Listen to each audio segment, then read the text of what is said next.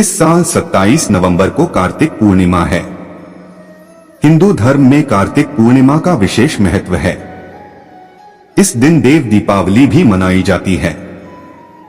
मान्यता है कि इस दिन शिव जी ने त्रिपुरासुर राक्षस का वध किया था, इसलिए इस दिन को त्रिपुरी पूर्णिमा के नाम से भी जानते हैं।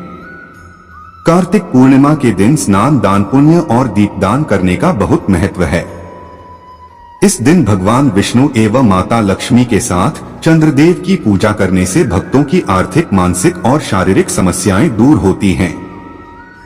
इस दिन गंगा या अन्य किसी पवित्र नदी अथवा जलकुंड में स्नान करना बहुत फलदायी है। ऐसे में आइए जानते हैं कार्तिक पूर्णिमा पर शुभ मुहूर्त, पूजा विधि और उपाय। पंचांग के अनुसार कार्तिक पूर्णिमा तिथि की शुरुआत 26 नवंबर को दोपहर 03:52 से हो रही है। इस तिथि का समापन अगले दिन 27 नवंबर को दोपहर 02:45 पर होगा। उद्यातिथि को देखते हुए कार्तिक पूर्णिमा 27 नवंबर 2023 को मनाई जाएगी। इस दिन सत्यनारायण भगवान की पूजा, पूर्णिमा व्रत, कार्तिक गंगा स्नान, दान करना शुभ होगा। हिंदू धर्म में कार्तिक मास को बहुत पवित्र माना जाता है। इस माह में भगवान विष्णु 4 माह की योग निद्रा के बाद जागते हैं। इसके अलावा इस माह में तुलसी जी का भी विवाह किया जाता है। वहीं कार्तिक पूर्णिमा पर गंगा नदी में स्नान करने से अक्षय पुण्य प्राप्त होता है। साथ ही इस दिन चंद्रमा और माता लक्ष्मी की पूजा करने से धन में वृद्धि होती है। आर्थिक स्थिति को मजबूत करने के लिए कार्तिक पूर्णिमा के दिन सुबह स्नान करके पीपल के पेड़ पर दूध में शक्कर मिलाकर चढ़ाएं। मान्यता है कि ऐसा करने से आपको मां लक्ष्मी की कृपा प्राप्त होगी और धन दौलत में बढ़ोतरी होगी। वहीं यदि काफी प्रयास के बाद भी आपको करियर और कारोबार में तरक्की नहीं मिल पा रही है, तो कार्तिक पूर्णिमा के दिन न मां लक्ष्मी को केसर की खीर का भोग लगाएं। साथ ही विधि विधान से मां लक्ष्मी की उपासना करें। उनकी पूजा में पीली कौड़ियां चढ़ाएं। फिर अगले दिन सुबह उन कौड़ियों को धन की तिजोरी में रख दें। ऐसा करने से करियर और कारोबार में तरक्की मिलेगी और धन में भी वृद्धि होगी। ज्योतिष के अनुसार यदि आप पर बहुत ज्यादा कर्ज हो गया है और जीवन में सुख समृद्धि का अभाव है, तो कार्तिक पूर्णिमा के दिन पवित्र नदी में जाकर दीपदान करें। ऐसा करने से आपको कर्ज से मुक्ति मिल सकती है। कार्तिक पूर्णिमा का हिंदू धर्म में बहुत महत्व है। इस खास दिन पर लोग व्रत रखते हैं और भगवान विष्णु की पूजा करते हैं। इस साल कार्तिक पूर्णिमा 27 नवंबर 2023 दिन सोमवार को मनाई जाएगी। इस व्रत को करने से अक्षय पुण्य की प्राप्ति होती है। साथ ही भगवान विष्णु के साथ मां लक्ष्मी की कृपा मिलती है। अगर आप जीवन की मुश्किलों को खत्म करना चाहते हैं, तो इस दिन आपको जरूर व्रत करना चाहिए। कार्तिक पूर्णिमा सबसे महत्वपूर्ण पूर्णिमा में से एक है। इस विशेष दिन पर लोग व्रत रखते हैं और भगवान सत्यनारायण के रूप में भगवान विष्णु की पूजा करते हैं। साथ ही इस दिन गंगा स्नान का भी बेहद महत्व है। इस दिन लोग विभिन्न धार्मिक और आध्यात्मिक गतिविधियां करते हैं। इसके अलावा जरूरतमंद लोगों को दान देते हैं। साधक सुबह जल्दी उठकर स्नान करें। श्रद्धा अनुसार गंगा नदी में पवित्र डुबकी लगाएं। हवन, यज्ञ, दान, व्रत और सत्यनारायण व्रत जैसे धार्मिक कार्य करें। भगवान विष्णु के मंदिर जाकर विधि अनुसार उनकी पूजा अर्चना करें।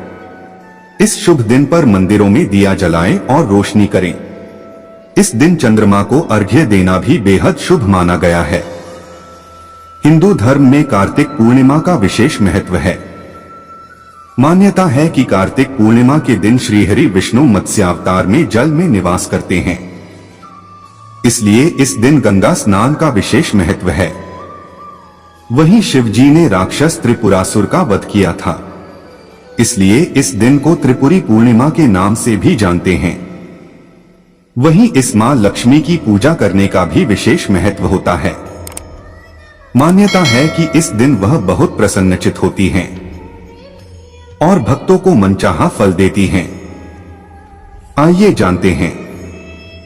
तिथि, पूजा विधि और वैदिक पंचांग के मुताबिक कार्तिक पूर्णिमा 26 नवंबर को दोपहर 03:52 से आरंभ होगी और अगले दिन 27 नवंबर को दोपहर 02:45 पर इसका अंत होगा।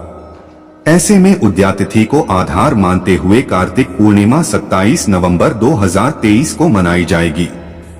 साथ ही इसी दिन सत्यनारायण भगवान की पूजा, पूर्णिमा व्रत, कार्तिक गंगा स्नान दान करना उत्तम होगा। हिंदू धर्म में कार्तिक का महीना बहुत ही पवित्र महीना माना जाता है। वहीं कार्तिक पूर्णिमा पर स्नान करना अक्षय पुण्य प्राप्त होता है और मोक्ष की प्राप्ति होती है। वहीं इस दिन वस्त्र, अन्न, धन और दान करने से सुख समृद्धि की प्राप्ति होती है। साथ ही इस दिन चंद्रमा और माता लक्ष्मी की पूजा करने से धन में वृद्धि होती है। अगर आपकी आर्थिक स्थिति कमजोर हो तो आप कार्तिक पूर्णिमा के दिन सुबह स्नान करके अन्न जल ग्रहण करने से पहले पीपल के पेड़ पर दूध में शक्कर मिलाकर चढ़ाएं। ऐसा करने से आपको मां लक्ष्मी की कृपा प्राप्त होगी। साथ ही धन दौलत में बढ़ोतरी होगी, क्योंकि कार्तिक पूर्णिमा के दिन मां लक्ष्मी प्रसन्न मुद्रा में पीपल के पेड़ पर वास करती हैं। अगर बहुत प्रयास के बाद आपको करियर और कारोबार में तरक्की नहीं मिल रही हो और जीवन में सुख समृद्धि का अभाव हो तो आप कार्तिक पूर्णिमा के दिन मां लक्ष्मी को केसर की खिया का भोग लगाएं और विधि विधान से मां लक्ष्मी की उपासना करें। उनकी पूजा में पीली कौड़ियां चढ़ाएं और अगले दिन सुबह उन कौड़ियों को अपने धन के स्थान में रख दें।